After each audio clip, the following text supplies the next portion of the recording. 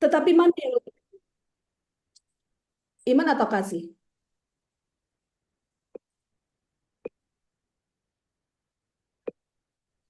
Berikan tanggapan.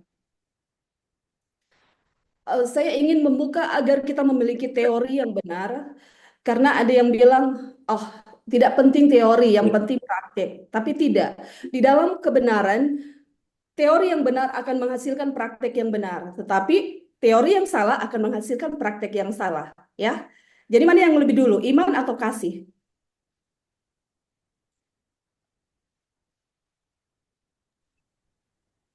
Iman. Oke, kita lihat apa yang firman Tuhan katakan ya. Baik. Kasih. Kasih, kasih. Oke, Roma 10 ayat 17. Silakan Anda Dulu buka kalau punya mulai Alkitab. itu doa apa? Iya, Roma 10 ayat 17 bilang iman timbul dari pendengaran akan firman. Jadi firman yang mana yang mau didengar? Itu adalah firman kasih. Nanti kita lihat bukti-bukti yang lain. Selanjutnya, di dalam Matius 24 dikatakan seperti ini. Dan Injil kerajaan ini akan disampaikan ke seluruh dunia baru tiba kesudahannya. Jadi Injil kerajaan yang dimaksud itu apa? Jadi jangan kita bingung, kita mau bikin KKR ini untuk menyampaikan Injil yang menyelamatkan, Injil yang menjadi kekuatan Allah. Tapi pertanyaannya adalah, Injil yang mau disampaikan itu apa? Yang menjadi kekuatan Allah dalam menyelamatkan manusia itu apa? Yang nantinya KKR kita itu akan menggugah atau menjamah setiap jiwa untuk datang kepada Tuhan. Jadi apa itu Injil kerajaan Allah? Harus diberitakan ke seluruh dunia baru tiba kesudahan. Kalau itu tidak diberitakan, tidak akan pernah sudah-sudah. Dan ini akan menjadi sebuah penghalang sebenarnya ketika kita tidak paham tentang Injil kerajaan itu. Ada yang bisa jawab apa yang dimaksud dengan Injil kerajaan?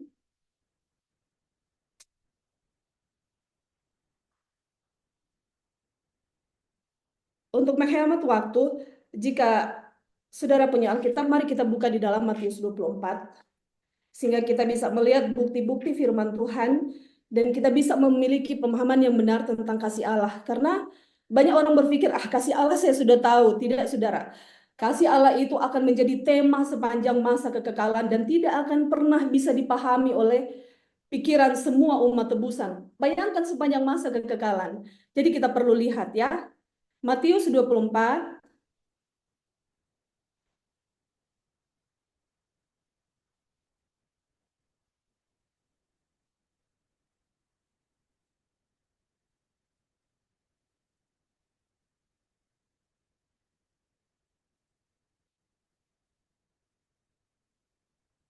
Matius 24 ayat 14 bilang, dan Injil kerajaan akan diberitakan di seluruh dunia menjadi kesaksian bagi semua bangsa, sesudah itu baru tiba kesudahan. Sekarang apa itu Injil kerajaan? Kita mundur.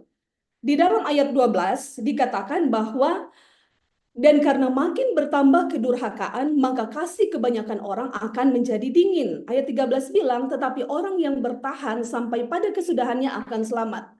Jadi karena pendurhakaan bertambah, kasih akan menjadi dingin. Tapi siapa yang bertahan sampai kesudahan akan selamat. Bertahan dalam apa? Bertahan dalam kasih. Yang kemudian Injil kerajaan ini akan disampaikan ke seluruh dunia baru tiba kesudahan, yaitu Injil tentang kasih Allah. Makanya Wahyu 18 ayat 1 katakan, pada akhirnya ketika Babel sudah dirobohkan, kemuliaan Allah itu akan meliputi seluruh bumi. Kemuliaan seperti apa? Apakah itu hanya sekedar cahaya-cahaya kilat yang terang benderang? Tidak. Kasih Allah itulah yang akan meliputi seluruh bumi. Kasih Allah itu akan menjamah dan didengar oleh setiap orang. Dan itulah yang dimaksud dengan Injil kerajaan sudah sampai ke seluruh bumi. Sehingga kemuliaan Allah, artinya kasih Allah itu telah memenuhi bumi. Tidak ada alasan lagi untuk satu jiwa berkata, saya tidak tahu tentang kasih Allah. Dan ini akan menjadi sebuah pergerakan yang baru ketika kita betul-betul memahami bahwa kasih itu adalah Injil yang kekal itu, kasih itu adalah kekuatan Allah dalam menyelamatkan, kasih itulah yang dimaksud dengan kemuliaan Allah, yang waktu Musa bilang, tunjukkanlah kemuliaanmu kepadaku, dan Tuhan memang menunjukkan, walaupun memang Musa disembunyikan di balik gunung, tapi Tuhan mengumumkan kemuliaannya dengan menyebut namanya sebagai Allah pengasih dan penyayang. Oke, jadi kita sudah bisa lihat bahwa mempelajari tentang kasih Allah itu bukan hanya sekedar kita tahu Allah itu kasih, tetapi tujuan Allah adalah kasih Allah itu boleh betul-betul kita miliki, berkuasa di hati kita, kita hidup betul di dalam kasih Allah, dan kita akan memiliki kuasa untuk menyampaikan Injil Kerajaan. Kalau tidak, saudara, pada saat kita menyampaikan firman Tuhan, tanpa kuasa kasih Allah itu berkuasa dalam kita, perkataan kita itu akan sia-sia. Hanya Roh Kudus yang bisa menjamah hati, dan Roh Kudus itu selalu ada di dalam hati setiap orang yang memiliki kasih. Ya, oke. Selanjutnya saya baca di dalam satu buku yang judulnya Obat Abadi untuk Hati yang Damai. Di sana saya suka dengan perkataan kalimat yang bilang begini: kasih memiliki kekuatan rohani bagi setiap orang Kristen. Kasih merupakan puncak pengalaman tertinggi dari orang Kristen. Dan kasih itu melenyapkan ketakutan. Jadi waktu saya baca itu, saya sangat bersyukur. Kenapa, saudara? Kita hidup di tengah dunia yang paling banyak memberikan kita rasa takut. Rasa takut tentang masa depan kita, rasa takut tentang anak-anak kita, rasa takut tentang ekonomi kita, bagaimana. Dan kasih ternyata menghilangkan ketakutan. Makanya dikatakan dalam kasih tidak ada ketakutan. Yang nanti kita akan pelajari selanjutnya, ketakutan yang bagaimana itu nanti ada di pasal berikut. Sekarang mari kita masuk. Saya tidak akan bahas per paragraf ya, tapi saya mau bikin dia punya alur untuk kita cepat sampai ke titik kasih seperti apa yang sampai itu dibilang adalah Injil yang kekal. Pada mulanya Allah menciptakan dunia ini katanya dengan sempurna. Makanya dalam dua hal kita dapat mempelajari tentang kasih Allah, yaitu lewat alam dan lewat wahyu. Alam telah diciptakan begitu sempurna. Di sini dikatakan di halaman 9 ya, Tuhan memberikan makan semua makhluk tepat pada waktunya. Dan begitu gampang kita melihat kasih Allah di dalam kesempurnaan alam yang tidak ada dosa. Tapi kemudian dosa masuk. Dan setelah dosa masuk, kasih Allah itu seperti mulai diragukan dan mulai membingungkan pikiran. Kenapa? Kasih Allah dinyatakan tetap ada di tengah-tengah alam yang hancur, tapi onak dan duri, penderitaan kok ditambahkan. Tapi dikatakan itu adalah rencana Allah, ya. Di sini kita bisa lihat bahwa cara Allah mengekspresikan kasihnya sebelum dunia jatuh di dalam dosa dan setelah dunia jatuh dalam dosa itu berbeda. Bukan karena Allah yang berubah, tetapi karena kondisi manusia yang sudah jatuh di dalam dosa. Allah yang paling tahu, yang adalah kasihnya itu tidak terbatas, tahu benar bagaimana cara menolong manusia. Dan cara menolong manusia bukan hanya sekedar menunjukkan pelukan atau ya seperti sekarang mungkin ya, ibu peluk-peluk aja. Tidak, ternyata ada onak dan duri yang diberikan, dan nanti kita akan lihat sebentar. Ketika kita harus mengeluh dengan onak dan duri yang terjadi dalam kehidupan kita, kita akan malu setelah melihat sebentar bahwa ternyata onak dan duri itu adalah Yesus sendiri yang alami lebih hebat dari kita. Jadi onak dan duri itu apa? Ternyata setelah dunia ini jatuh dalam dosa, alam memberikan onak dan duri. Oh, di sini jelas dikatakan ya di halaman 10, saudara-saudara punya buku. Tolong kasih tahu kalau saya terlalu cepat sehingga tidak bisa dipahami. Onak dan duri itu adalah kesulitan dan pencobaan hidup manusia yang mungkin itu seringkali mendatangkan penderitaan. Saya yakin dan saya percaya kita semua hidup tidak ada yang bebas dari kesulitan, tidak ada yang bebas dari cobaan. Kenapa? Karena ternyata itu adalah bagian dari rencana Allah, itu adalah bagian dari pelatihan untuk mengangkat kita dari kehancuran dan kemerosotan yang telah ditimbulkan oleh dosa. Kemerosotan seperti apa sih? Yang pertama kita harus tahu bahwa ketika dosa belum masuk, kasih Allah itu mengisi setiap hati manusia, bahkan bukan hanya manusia, binatang pun dipenuhi dengan kasih Allah. Makanya tidak ada saling mangsa, tidak ada saling makan, semua makan rumput.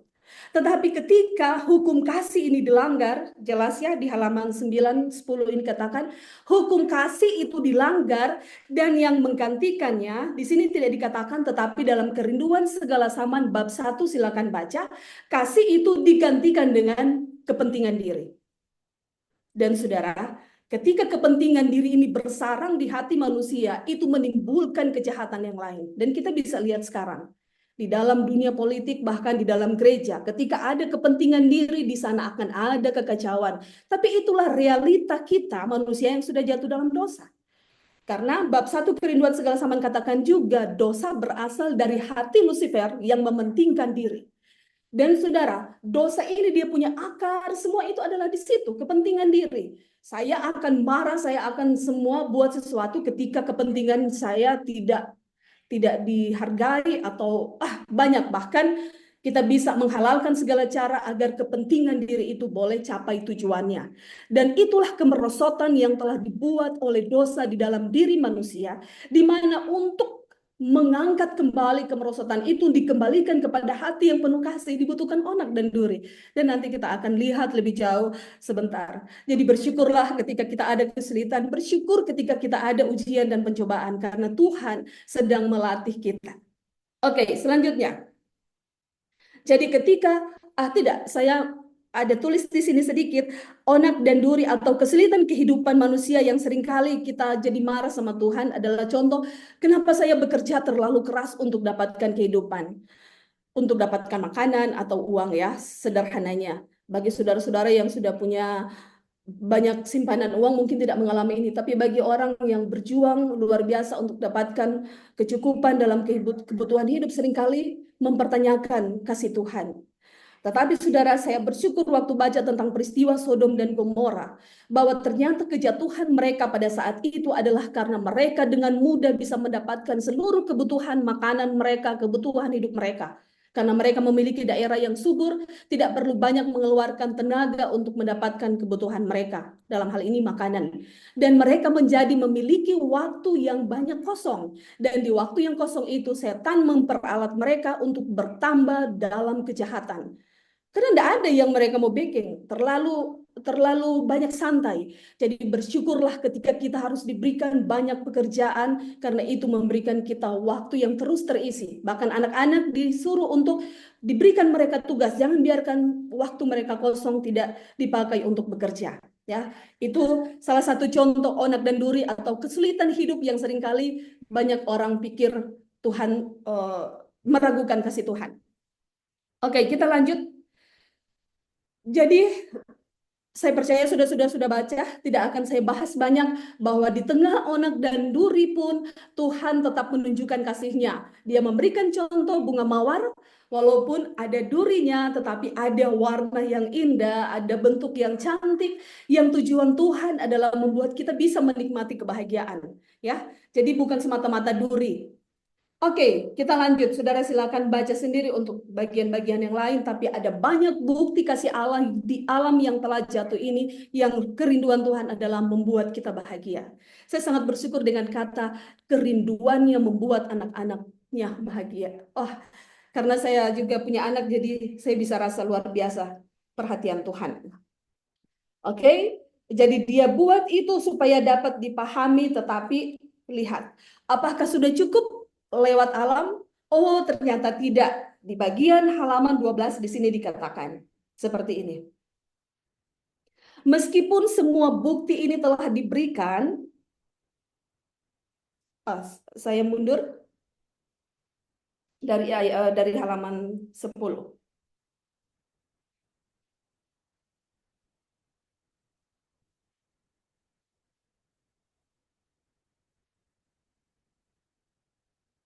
Halaman 12.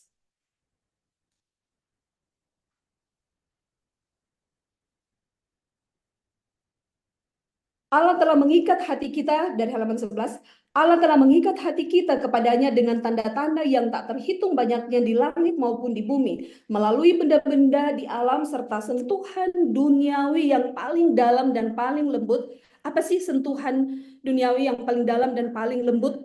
Kalau di buku yang lama dikatakan itu adalah hubungan yang paling lembut, hubungan suami istri.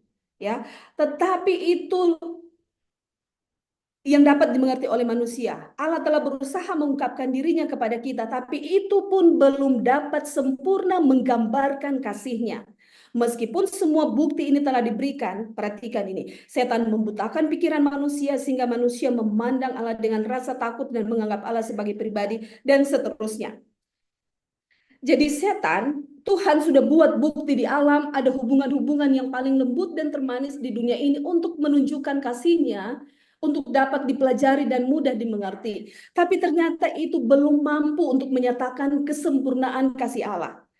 Dan setan, dia berusaha untuk membutakan manusia dengan cara apa? Dia menyala-gambarkan tabiat Allah. Yang sebenarnya kalau di Kerinduan Segala Zaman katakan lebih jelas bahwa apa yang setan gambarkan di sini itu adalah sebenarnya gambaran dirinya. Jadi dia memutarbalikan Allah, dirinya itu dia digambarkan seperti Allah, dan semua ini adalah sifatnya sendiri yang dia coba untuk berikan kepada manusia. Dan apakah setan berhasil? Oh, berhasil.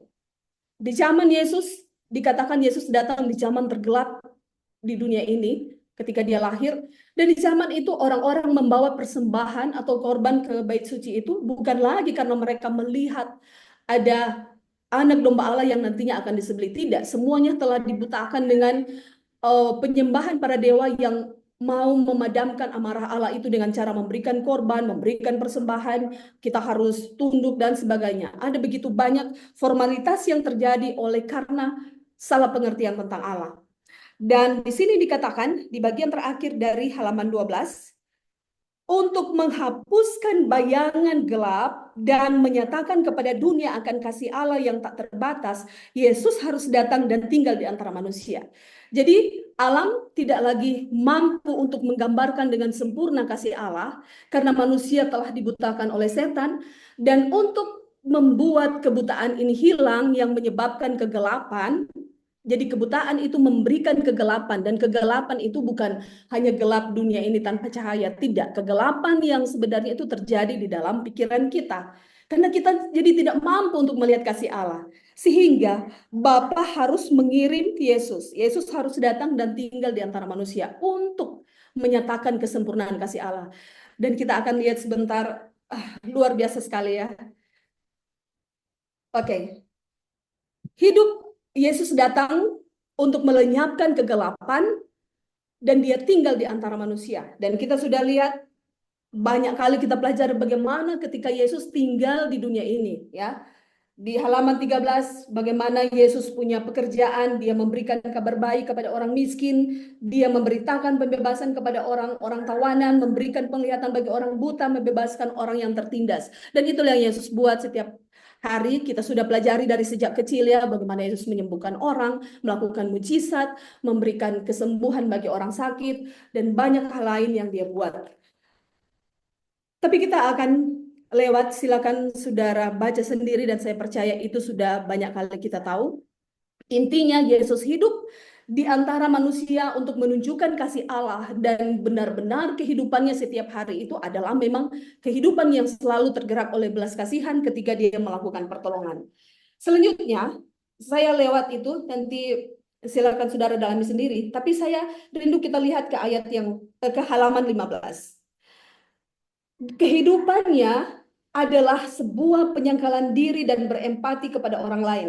Setiap jiwa sangat berharga di matanya. Walaupun Yesus bersalutkan keilahian, ia selalu merendahkan diri kepada setiap anggota keluarga Allah.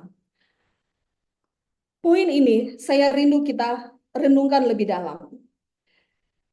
Yesus di dalam kehidupannya, dia selalu merendahkan diri. Ingat, tujuannya adalah menunjukkan kasih ya. Kasih Bapa itu kenapa harus Yesus? Nanti terangkan lihat sebentar di halaman selanjutnya. Jadi dia mau menunjukkan kasih Allah kepada manusia, dia harus hidup di antara manusia, dan dia hidup dengan merendahkan diri. Filipi 2 jelas sekali bagaimana Yesus turun, dia mulai tidak menganggap kesetaraannya dengan Allah sebagai milik yang harus dipertahankan. Dia mengosongkan diri, selanjutnya dia menjadi manusia, di antara manusia dia menjadi hamba, dan kemudian dia harus mati di kayu salib. Itu adalah tingkat merendahkan yang luar biasa. Dan kita lihat kalau setan di dalam Yesaya 14, Lucifer dikatakan apa? Aku hendak menyamai yang maha tinggi, aku hendak naik. Jadi sifat dari setan itu selalu ingin naik-naik. Terus naik, ingin dihormati, ingin mendapatkan posisi yang bagus. Dan saudara, lihat, ketika Yesus mau tunjukkan kasih Allah, dia turun, dia merendahkan diri, jadi manusia, di antara manusia dia juga merendahkan diri. Lihat, dia selalu merendahkan diri kepada setiap anggota keluarga Allah. Dan saudara tahu, salah satu bukti orang Kristen yang hidupnya dipenuhi dengan kasih Allah, dia akan selalu rendah. Dia akan selalu merendahkan diri. Bukan sesuatu yang memalukan untuk dia direndahkan. Dia akan menerima. Tapi kalau kita belum ada hati merendahkan diri, bahkan kalau ada yang rendahkan kita, kita masih marah. Sesungguhnya kasih Allah itu tidak sempurna dalam kita. 1 Yohanes 4 dan lain-lain membahas itu. Salah satu bukti bahwa kuasa kasih itu menguasai kita adalah kita akan terus merendahkan satu dengan yang lain. Dan kalau ini menjadi bagian dari setiap umat Tuhan, wah, luar biasa sekali hubungan yang akan terjadi di dalam setiap gereja, di dalam jemaat. Satu lebih dulu menghormati yang lain, akan lebih dulu memberi hormat. Dia tidak akan tunggu-tunggu orang dihormati. Ya, tapi sifat setan dia selalu ingin naik yang lebih tinggi. Dan itu yang Yesus tunjukkan dalam kehidupannya. Lalu apa yang terjadi? Oh, ternyata di sini dikatakan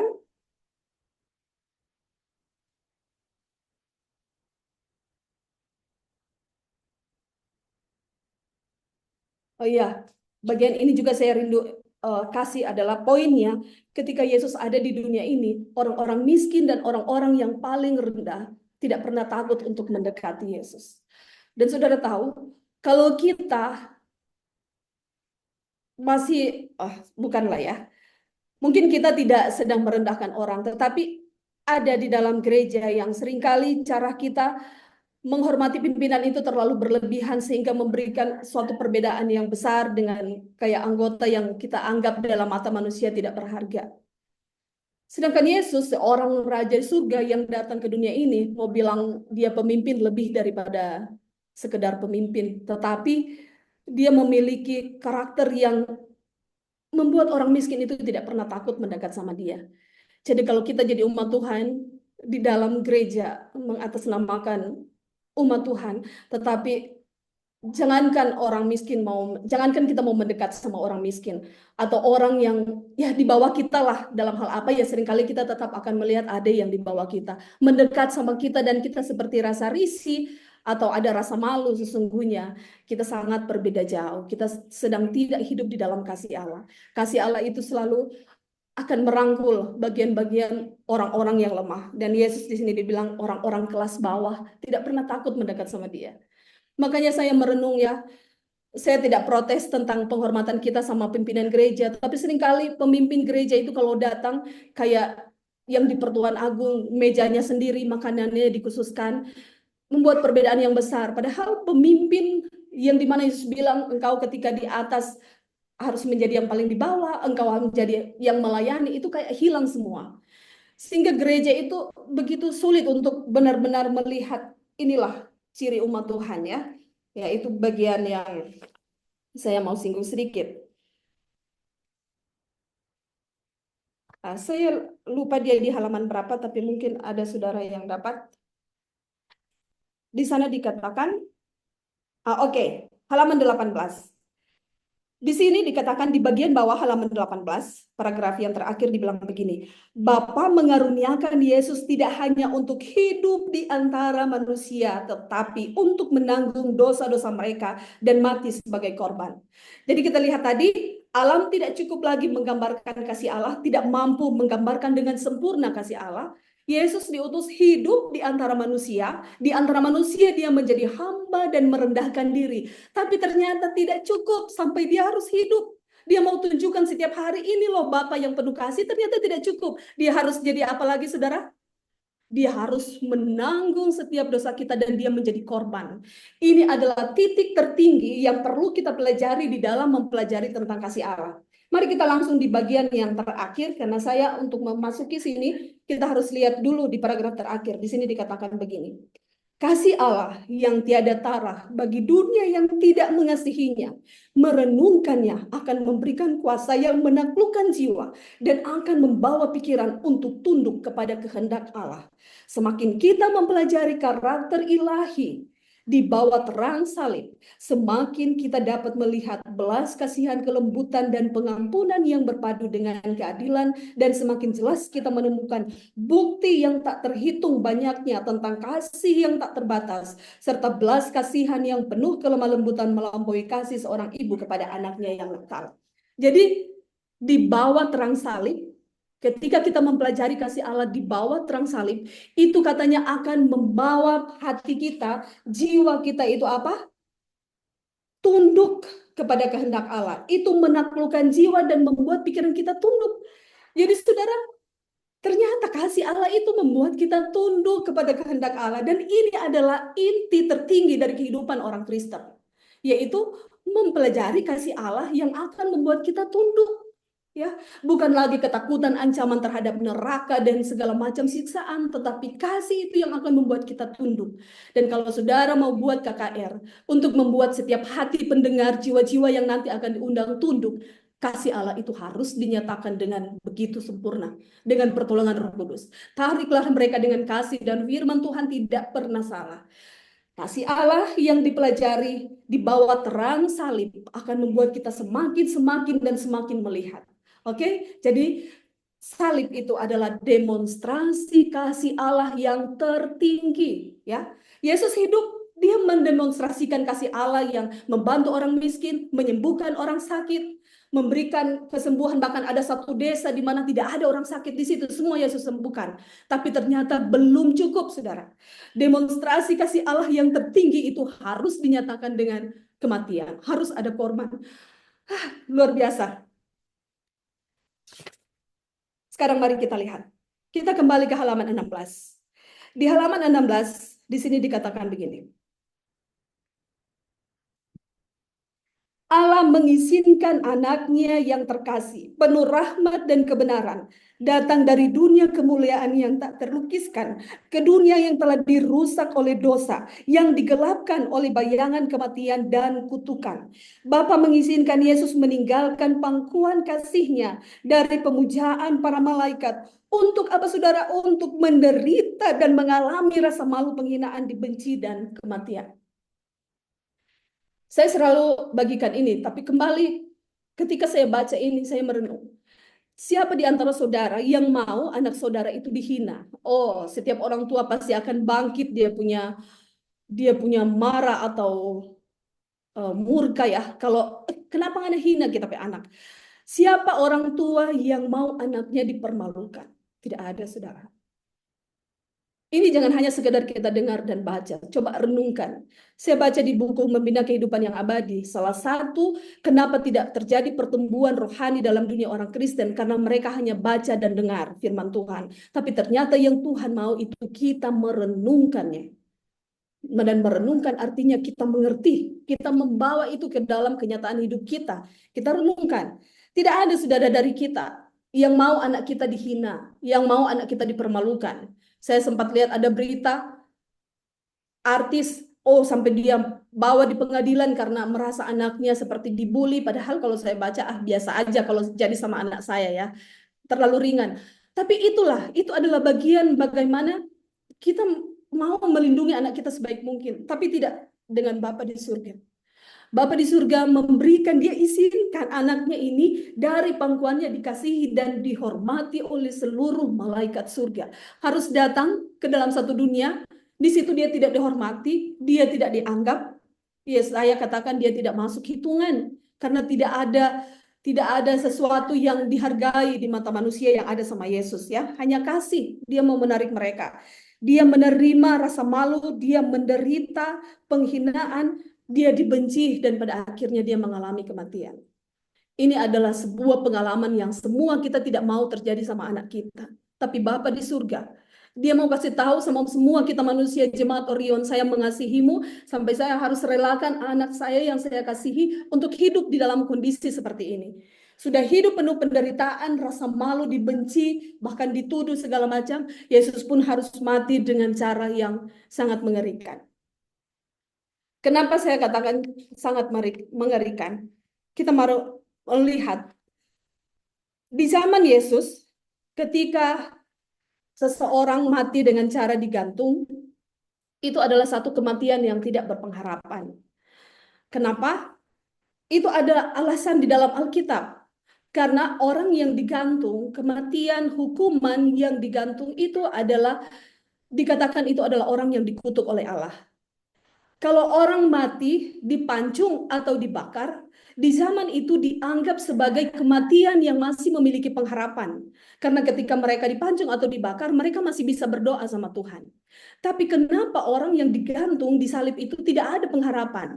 Karena mereka melihat dan mereka percaya sesuai dengan yang firman dikatakan, orang yang digantung itu adalah orang yang dikutuk oleh Allah. Dia telah ditinggalkan oleh surga dan tidak ada lagi harapan bagi dia untuk diterima oleh Allah. Mari kita lihat bukti ayatnya. Ulangan 21 ayat 23. Kepercayaan ini yang sampai di zaman Yesus ini berawal dari sini ya. Ulangan 21 ayat 23. Kalau ada yang pegang Alkitab sudah dapat duluan, silakan buka. Silakan baca.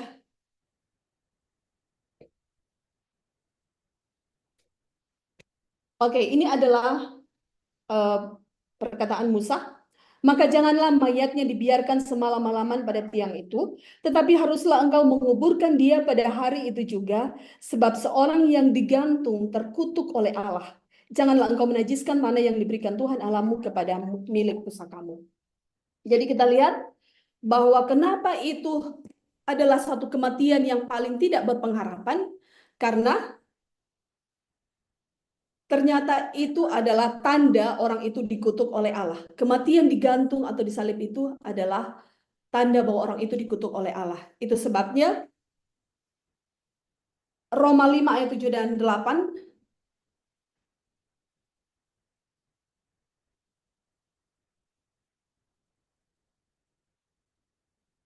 Bukan, saya salah. Di mana yang dikatakan terkutuklah orang yang digantung di kayu salib. Mungkin ada saudara yang ingat.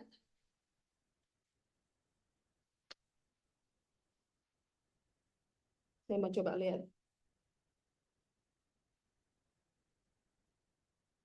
Galatia 3 ayat 13. Galatia 3 ayat 13. Kristus telah menebus kita dari kutuk hukum Taurat dengan jalan menjadi kutuk karena kita. Sebab ada tertulis, terkutuklah orang yang digantung pada kayu salib. Dan ini yang Yesus alami. Jadi Musa mengatakan orang yang digantung itu, mati dengan cara digantung itu dikutuk oleh Allah. Dan itulah yang Yesus jalani, kematian digantung di kayu salib, ialah dia menjadi kutuk. Karena memang dia terkutuk. Kenapa dia terkutuk? Karena itu adalah bagian kita. Tadi dikatakan Allah mengizinkan anaknya bukan hanya untuk hidup, tetapi dialah yang harus menanggung kita punya dosa. Dia harus menjadi korban. Sehingga kita yang harusnya dikutuk, dia yang menjadi terkutuk. Saya baca di buku Kerinduan Segala Zaman, kalimatnya dibilang begini. Saya lupa, bukan Kerinduan Segala Zaman. Saya lupa. Tapi itu saya baca dalam buku Nubuat. Yesus mati di kayu salib, dia menderita, harus menanggung sesuatu yang tidak pernah dia buat. Kesalahan sedikit pun tidak pernah dia buat. Supaya kita pun dapat dibenarkan, dan pembenaran itu bukan juga hak kita. Tidak ada bagian kita di situ. Jadi itu sama saudara. Jadi tidak susah untuk kita memahami. Dia punya tukar apa ya ini namanya? Tukar tempat. Jadi Yesus disalahkan menjadi penanggung dosa terhadap dosa yang tidak pernah dia buat kesalahan sedikit pun. Dosa kita yang dia tanggung. Dan sebaliknya, kita dibenarkan dengan kebenarannya, di mana sama sekali kita tidak layak untuk di bagian itu. Kita tidak punya bagian di situ. Jelas ya? Nanti kita akan pelajari itu lebih lanjut. Jadi konsep keselamatan dan pembenaran ini cukup kita lihat di salib. Selesai. Kita tukar tempat dengan Yesus. Dia menjadi miskin supaya kita menjadi kaya.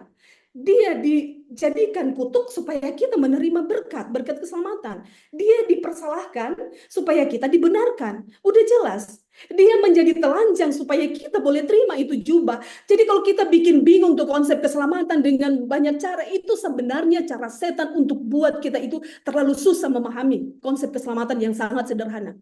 Kita cuma melihat dia, ya penebus penanggung, tapi sampai kapan bahwa kita lihat kebenarannya itu juga sudah dia berikan sama kita. Dan kekuatannya itu adalah sama dengan kita mewarisi dosa Adam. Bayangkan kita nggak bikin dosa, tapi karena dosa Adam yang dia melanggar itu, kita menerima akibatnya. Tapi Roma bilang lebih besar lagi keselamatan dan pembenaran yang kita terima berdasarkan kematian Kristus. Lalu kita repot soal pembenaran, harus bingung. Saudara, mudah-mudahan dengan pertolongan Tuhan kita akan lihat lebih lanjut. Ya, bagaimana sederhananya. Dan kita harus paham dari kasih Allah dulu ini. Kalau kita tidak paham di langkah pertama kepada Kristus, kita nggak akan pernah sampai di betul-betul menjadi satu dengan Kristus. Ini tujuannya sampai kepada langkah selanjutnya supaya kita jadi satu. Kristus di dalam kita dan kita di dalam Dia. Ya, kita bisa sempurna di dalam kasih.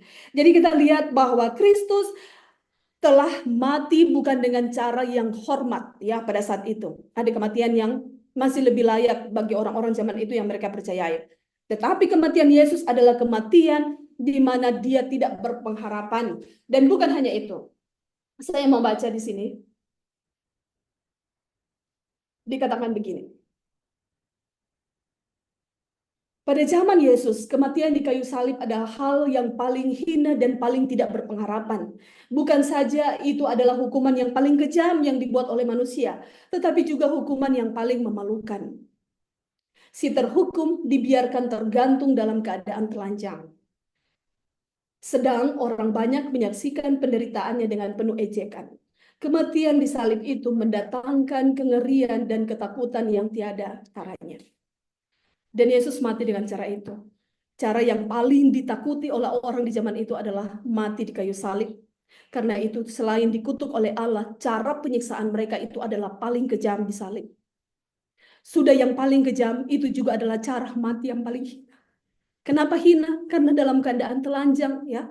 Kita semua sudah pelajari, saya percaya bahwa kalaupun kita lihat sekarang gambar Yesus tersalib itu masih dengan pakaian yang tertutup, kain tertutup, sebenarnya itu hanya untuk sekedar etika saja. Tapi sesungguhnya fakta yang harus kita ketahui adalah dia disalibkan dalam kondisi telanjang. Dan itu dialami oleh Allah. Ya. Dia yang telah bersama-sama dengan Bapa dalam penciptaan, dia adalah firman yang membuat semuanya itu ada. Alam yang begitu indah untuk kebahagiaan manusia dia yang ciptakan. Tetapi karena itu belum mampu untuk menunjukkan Bapa itu, dia harus datang. Ya. Dan kenapa Yesus? Karena dia adalah anak, di mana anak ini yang paling kenal dengan Bapa. Tidak boleh ada malaikat sudah salah mengerti tentang Bapa. Jadi takut. Bukan takut ya, malaikat bisa salah menggambarkan, bisa pada saat dihina, dia akan murka dan lain sebagainya. Ciptaan tidak mampu. Hanya dia yang telah bersama-sama dari awal yang kita tidak ketahui dengan Bapa. Dialah yang betul-betul layak dan pantas untuk kasih tahu, ini loh Bapa itu. Bapa yang sangat mengasihimu sampai kasih biar anaknya dalam kondisi itu karena kita. Dan itu adalah tempat kita. Kita lah yang harus digantung dalam kondisi telanjang. Kita lah yang harus menerima hinaan, malu, cacian, ejekan, dan semuanya. Tapi itu telah digantikan oleh Yesus. Supaya apa? Supaya orang boleh tahu bahwa Bapa itu sangat mengasihi kita.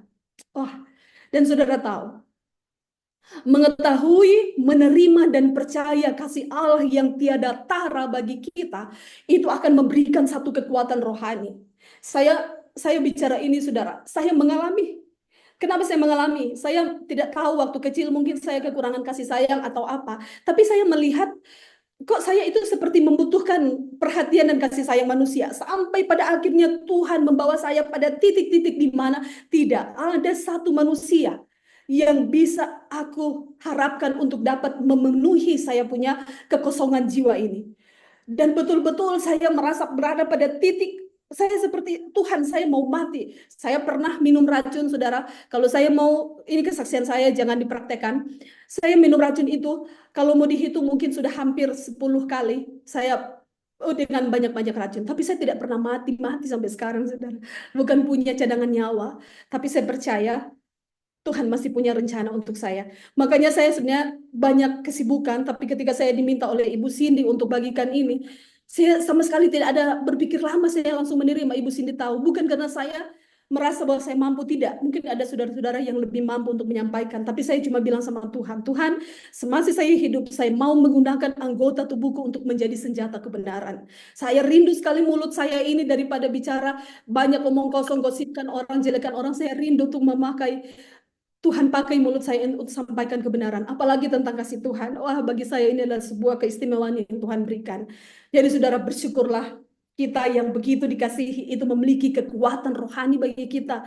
Itu melenyapkan ketakutan dan luar biasa sekali. Saya mau tutup dengan ini. Di zaman Yesus, filsafat filsafat Yunani yang paling terkenal di dalam memberikan kategori atau klasifikasi cinta itu siapa? Plato ya, kita sudah tahu. Oh, dia berikan, dan Plato memberikan cinta yang paling tinggi itu adalah eros. Betul? Cinta teratas menurut Plato itu adalah eros. Kenapa dia kasih eros, dan di zaman itu semua orang percaya eros adalah kasih yang tertinggi? Itu ada cerita ternyata kuno di zaman Yunani, itu tentang seorang pemuda bernama Admetus. Jadi Admetus ini adalah seorang pemuda yang baik, yang luar biasa, dia punya kebaikan, dikenal oleh masyarakat. Dan dia akhirnya kena sakit. Sakitnya ini tidak bisa ditolong. Sudah ke dokter dan semuanya tidak bisa ditolong. Dan pada akhirnya saudara, ditanyalah kepada sahabat-sahabatnya, adakah yang mau menggantikan Admetus untuk ada mungkin organ yang perlu diganti atau seperti apalah. Tapi tidak ada. Orang tuanya ditanya, apakah orang tua dari Admetus mau untuk menolong anak ini? Tapi tidak ada juga. Tapi saudara tahu, ada satu perempuan itu adalah pacarnya, nama Aklestis. Saya lupa. Oh iya, Aklestis. Ini cerita kuno Yunani. Dan dia mau untuk memberikan, dia bilang, Admetus ini seorang yang baik, dunia memerlukan dia dan saya mau mati. Dan itu membuat semua orang terkagum dan menempatkan itu sebagai inilah cinta yang tertinggi. Karena dia mau mati. Tapi saudara tahu itu dibantah oleh Rasul Paulus. Rasul Paulus dan rasul-rasul yang lain membuat gebrakan yang menghebohkan dan membuat mereka harus mati juga dianiaya. Tentang kasih, tentang cinta.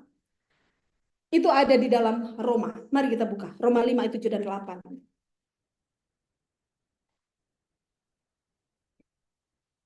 Jadi mereka bilang itu adalah cinta yang tertinggi. Plato tempatkan. Tetapi Rasul membuat itu bukan cinta yang tertinggi. Ayat 7 dia bilang begini, sebab tidak mudah seorang mau mati untuk orang yang benar, tetapi mungkin untuk orang yang baik ada orang yang berani mati. Akan tetapi Allah menunjukkan kasih-Nya kepada kita oleh karena Kristus telah mati untuk kita ketika kita masih berdosa. Oh, untuk orang baik mungkin ada yang berani mati, tetapi ternyata itu bukan cinta yang tertinggi. Cinta yang tertinggi adalah hanya ditunjukkan oleh Kristus, di mana Dia sudah mati bagi kita yang masih berdosa. Dalam kondisi memberontak, satu dunia yang tidak mengasihinya, untuk merekalah Yesus sudah mati dan memberikan nyawanya. Apalagi yang mau kita ragukan? Itulah kasih yang tertinggi yang Allah nyatakan kepada manusia. Demonstrasi kasih Allah yang paling tinggi di salib Kristus itulah yang menjadi Injil kekuatan Allah yang nanti kita akan lanjut pelajari. Tetapi untuk hari ini, biarlah kasih Kristus itu kita terima dan percayai. Kita imani dan itu memberikan satu perubahan. Bersyukurlah, karena sebenarnya kita tidak layak menerima kasih seperti ini, saudara. Dan kalau kita mau merenungkan lebih dalam setiap hari dalam kehidupan kita, ada satu kehidupan yang akan diubahkan. Kita akan terus tiap hari ditaklukkan kepada kehendak Allah. Dan itu saya punya kerinduan. Tuhan, taklukkan saya dengan kasih. Hanya kasih yang bisa mendapatkan kasih. Dia mau kita mengasihi Dia, tapi Dia tidak tuntut untuk kita berjuang sendiri. Dia mau kita mengerti kasih-Nya. Kasih-Nya itu akan memberikan juga kasih di hati kita, sehingga kita akan takluk kepada kehendak-Nya. Dan kehendak Tuhan itu adalah semua yang terbaik, karena Dia mau kita bahagia dan diselamatkan. Oke, hari ini cukup sekian. Mari kita satu di dalam doa. Bapa yang penuh kasih, tidak ada kata-kata dan bahasa yang mampu untuk mengungkapkan betapa Engkau sangat mencintai dan mengasihi kami, orang berdosa. Tetapi terima kasih banyak, karena dalam kesederhanaan bahasa Engkau membuat kami mampu untuk mengerti. Tolong kami Tuhan, untuk setiap hari memiliki waktu untuk merenungkan kasih-Mu. Karena itu memberikan kekuatan di dalam kehidupan kami, menjalani kehidupan di tengah-tengah dunia yang tidak memiliki pengharapan. Terima kasih banyak untuk semua yang sudah Tuhan berikan. Biarlah kami hari ini boleh menjalani kehidupan kami dengan hati yang dipenuhi dengan kasih-Mu. Dan itu juga boleh keluar terpancar dengan setiap orang, siapapun yang kami temui, di dalam rumah, dalam tempat bekerja kami, dan dimanapun kami berada. Berkati kami semua Tuhan di dalam nama Yesus. Amin. Baik, terima kasih banyak untuk untuk Ibu Yuli yang sudah membawakan seri pendalaman kebahagiaan sejati bab pertama, dan untuk kita semua yang sudah berkenan hadir meluangkan waktu untuk kita sama-sama merenungkan akan pelajaran kita. Dan untuk besok kita akan kembali di waktu yang sama, dan kiranya semua, terutama untuk para pembicara KKR, boleh menyiapkan waktu, dan kalau mungkin bisa catatan juga bila ada hal-hal mungkin yang penting yang rindu untuk diingat kembali saat nanti KKR dan dibawakan dalam khotbah bisa dicatat. Dan jika ada pertanyaan juga bisa dikomunikasikan. Nanti besok mungkin akan ada Ibu Yuli bisa bantu untuk kita diskusi sama-sama. Baik, terima kasih untuk semuanya. Kita mungkin foto bersama dulu dari Uncle Devi, boleh bantu untuk foto. Ya, diharapkan bagi yang berkenan untuk bisa buka kamera.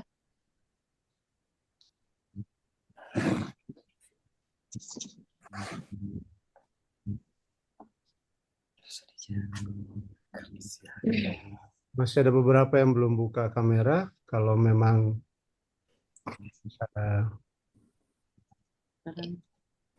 Iya. Aduh, Viana ada 2.